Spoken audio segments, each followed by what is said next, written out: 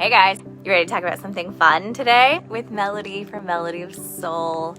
So this is something that I've seen come up a lot and I had no idea. COVID hair loss. I guess we're putting COVID in front of everything now.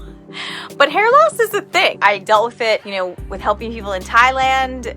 It came up when I was in Indonesia. It came up when I was in France. People find out you're a hairdresser and the first thing they ask you is about hair loss. And I hear it from men and women. So let's talk a little bit about that today. When it comes to hair loss, it can either feel like you're losing a lot in the shower. You can notice some thinning. You notice it gets thin down near the bottom. You can notice thinning like near the scalp. Or you might just notice there's a ton of it coming out whenever you blow dry your hair or you shampoo or you brush your hair. So here's the thing about hair loss. Even though most people will tell you it's 100% genetic, it's not. Nothing is 100% genetic. If you've studied epigenetics, you know that most of our genetic expression comes from our lifestyle. So 25% comes from your genetics, your pattern balding, your tendency to lose hair might come from your genes. But epigenetics has shown us that over 75% comes from our habits, comes from our lifestyle. So what expresses the gene? So the best way to explain this is you come with a big book, like a big manual. And how you read that manual is factored in by what you do in life. So let's just say what voice you decide to read your manual in, or what lighting, or in what order, or which chapter do you want to jump to. And it all depends on what you do habitually in your life, your diet, your actions, your thoughts, the climate that you live in, how much water you drink, what type of vitamin deficiencies you might have because of your diet. So when it comes to hair loss, there's a couple of things that I always recommend as a hairdresser and as a holistic life strategy coach. So let's go into that. First of all, when it comes to hair loss, the biggest thing that I've seen regrow hair from the scalp with clients and thicken the hair are vitamins. Because most of us don't get these from our diet. The standard American diet's not the best. Let's just put it that way. I highly recommend that you get some hair, skin, and nail vitamins. You can get these in gummies, which are okay. Sometimes gummies are a little bit harder to digest because of the cellulose. So if you have any digestive problems or inflammation, maybe gummies aren't your way to go. But these have biotin in them. Biotin is just something that helps strengthen certain proteins in your body. These also have a mega dose of vitamin B. Great little multivitamin. It helps your hair grow, it helps your nails grow, it helps your skin to basically exfoliate itself so that it keeps moving and keeps regenerating. Here's the catch though. So if you're losing hair at your scalp, then it's gonna take about 2 months for you to notice anything, because that's how long it's gonna actually take to see any new growth, right? So the hair grows about 1/2 inch a month, which is why if you color your hair, you'll notice that like tiny little line in about a month, and every like 6 to 8 weeks you've got to get it colored, because then it's like a big inch line. Well, that's how long it's going to take for you to notice new growth. And what you'll see are these little sprigs. And some people don't love that. Some people think, oh, that's breakage. No, that's actually new growth. And the reason that it gets all crammed up in there is, well, you know what, we're going to talk about that. So we'll go to that in a minute. So hair, skin, and nail vitamins, love them. I highly recommend them, whether you're losing it at the scalp or it's breaking. Okay, if it's breaking, this is something that I see in a lot of clients, that it'll actually be breaking from here, and that's why it's feeling thinner. It's not feeling thinner at the scalp, but you'll also notice a lot more comes out in your shower and in your brush because it's breaking down here. And if it breaks, then you have like this much length that's great, and then you have from here to here that is crappy.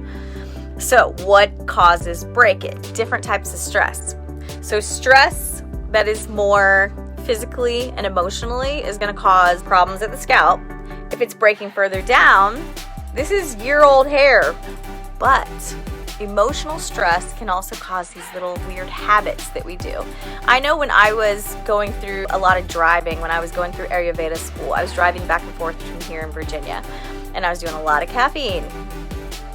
And my teacher eventually broke me of it because I had this habit of when I was in class just pulling on my hair. It was like a little nervous habit. And I was just yanking out hair. I was just pulling on it so much that I'm like, wow, my hair just keeps coming out. And And my teacher said, you're pulling on it constantly. Do you not notice that you're doing that? No, you don't notice those things. We don't notice our habits like that. Another thing is pulling it back a lot.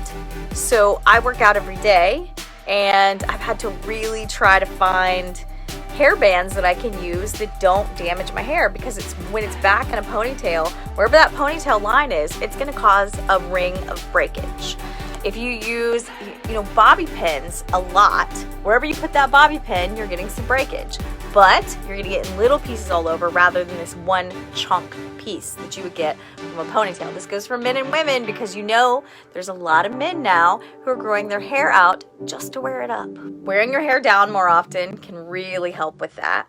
Using restorative products. So, some of the restorative products I recommend are shampoos and conditioners that are made for damage and restructuring, okay? I really like this brand. I used it for years and years and years on clients. I know I get thrown at that for hairdressers, but I've tested it for years and it's amazing for color and breakage. Instacure is another one that I love. It's a spray leave-in. Anything that helps with damage, you're gonna need to put it on the hair that you're breaking because of these little stress habits. Whatever they are. The other thing is diet. So where vitamins can help, diet is really where we are building our body. We talked about this a little bit in the grocery video. If you are ingesting a bunch of stuff that's got more waste than it knows what to do with, or if it's got artificial oils, that's going to affect the chemistry of your body. And keep in mind that your body is so ingenious that it's going to put the nutrition that it has, if it's limited resources, to the places that you actually need to survive. And our hair is just not that place. Like, our body does not care about the hair on our head. Yes, it's great for insulation. There is some evolutionary reason that we have hair on top of our head, which is a whole nother topic. But if you're giving yourself limited resources that are helping your body build, and you've only got so many good ones, your body is gonna put it to your organs, and it's gonna put it to certain organs first, which is another reason why poor diets can lead to things like fatty liver, or congestion in areas, or poor tissue formation, or this is where epigenetics comes in too, because if we can't effectively read the book anymore, then we're gonna have little blips where we don't get the words right. You know what that causes? Genetic mutations. Maybe on a small scale. So feeding our body appropriately and effectively, great way to go. If you need to know foods that have vitamin B and vitamin C and vitamin D, I actually have a book that I got through my myokinesthetics instructor that he categorized every food, real food, not McDonald's or Burger King, real food that comes from the earth, on what's in it, what's the micronutrient, what's the symptom that you would normally get from that, which this will be another video, and how much you need to actually eat to get that micronutrient to counterbalance that symptom. So I highly recommend, if you didn't watch the smoothie video, check out the smoothie video. Green vegetables. Green, green, green. Lots of water. Tons of water. Our body is made of water, and that helps with everything to move through the system. A lot of people will say if you're lacking protein, you want to get it from meat. The problem with that is you get a lot of waste with meats. So if you really want to get some clean proteins, I would still say go to green vegetables. The greener it is, the better it is. And then the last thing, this is an action that you can do. You want to massage your scalp or brush your scalp. Did you ever wonder why when you see the movies and it's the 1800s, long before blow dryers and curling irons, when they used to twist their hair and put ribbons in it, the women are always just brushing their hair, brushing their hair, brushing their hair, and they have long, beautiful, gorgeous hair. Well, first of all, they probably didn't cut it very much, so who knows if it was really long and beautiful. But when you brush the hair or when you massage the scalp, you are activating the nutrients to that area. You're telling your body where to put it. It is no different than if you have a pain and you rub it. You're telling your body where to send those reinforcements from your diet, right? So you want to get a good diet going so that you actually have the nutrients to rebuild the body effectively, and then you want to tell it where to go. This is the same thing we use in skincare. If you take a vitamin that's great for your skin, Well, you're covered with skin, so you need to tell it where to go. You need to activate the circulation in that area. So activating the circulation in the scalp. If you have any little thin spots, I highly recommend you just get in there and rub those bad boys. That's why a lot of hair oil is effective, because it's nutrients and essential oils that penetrate the scalp and get in there and reactivate and clean things out. But it's also the manual movement of massage or brushing that actually activates the nutrition back to that area in the scalp. A fun one, if you want to do them, headstands or inversions in yoga. That in Ayurveda is one of the things that helps with bringing nutrition back to your scalp and your brain. And then I just want to go over this, because for most, hair loss actually comes from stress. Stress. Do you think you're stressed? You probably don't. This is where the COVID one comes from. When I saw the word COVID hair loss, I was like, oh, that totally makes sense. Because people are stressed out. Because people are stuck at home. Or they've realized they hate their job. Or their life has kind of gotten turned upside down. Or their kids were at home for a long time. So as our lifestyles change, this again is epigenetics, our habits change, our stress level changes. And remember that stress just means pressure put on a system and how well it deals with it. So if you get overstressed, you are starting to break. What happens? Your hair breaks. When you overstress the area of your hair, it breaks, whether that comes from the scalp or further down. When you overstress your body, it starts to break down. When you overstress your mind, it starts to break down. If you watch the video on the 80-20 rule of joy, then you'll know this. But if you didn't, this is a little practice for you. So not only do you want to incorporate some physical things, some vitamins, some hair products that restore your hair, some massaging, maybe some oils, a lot of brushing, right? Introduce a new habit. Also, introduce some habits that de-stress your life in general.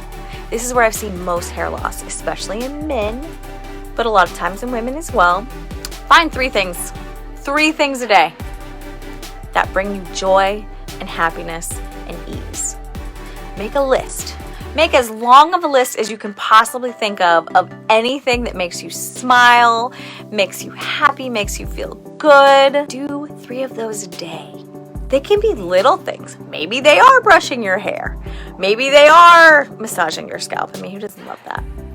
Whatever they are, 3 things a day that can bring you joy in a moment. They need to be you alone, because that's the thing about the list. If the list has to do with everybody else, then you still depend on everybody else. And that's not what we want. We want to empower ourselves and our own happiness and our own joy, because the stronger our internal joy, the stronger our external joy. We can create a joyful world by seeing it from the inside first. So make your list. I recommend at least 10 things to start with, so that you have like a little toolbox regimen, and then every day pick 3. Pick 3, and maybe you pick the 3 consistent ones. Either yoga or working out or brushing your teeth or putting on some makeup if that's what you like to do, or walking outside or standing outside and earthing, just putting your feet on the ground for a few minutes. If it's too cold, I get it. Wait till the sun's out. Standing in the sun, looking at the moon. Find your joy list and do 3 things a day. And I guarantee you, your stress level slowly starts to diminish, because as you increase joy, there's not enough room for anything else. Wouldn't that be amazing to have a life just full of joy? Doesn't have room for anything else? Give it a whirl. Let me know what you think. And also let me know if there's any other things you'd like me to cover in these little melody moments. Thanks for joining, and I'll see you soon.